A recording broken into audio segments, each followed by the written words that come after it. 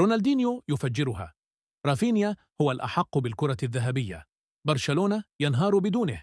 تحدث النجم البرازيلي رونالدينيو بلهجة صريحة ومليئة بالحماس عن مواطنه رافينيا، مؤكداً أنه اللاعب الذي يستحق الكرة الذهبية هذا العام دون منازع، بسبب تأثيره الهائل داخل أرض الملعب بعيداً عن الأضواء الإعلامية.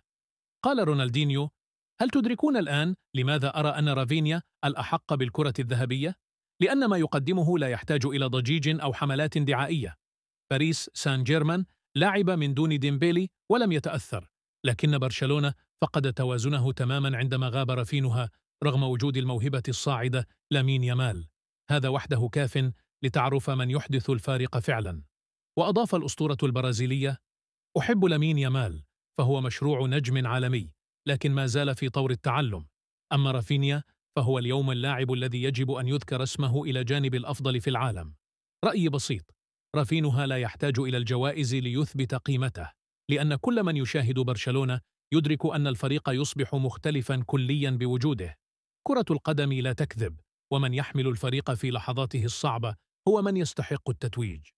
وختم رونالدينيو حديثه بابتسامة قائلا: رافينيا يذكرني بروح البارسا الحقيقية، اللعب بالشغف والقتال من أجل الشعار وإمتاع الجماهير دون التفكير في الجوائز الفردية.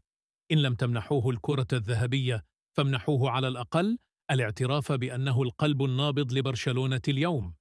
هل تتفق مع رونالدينيو؟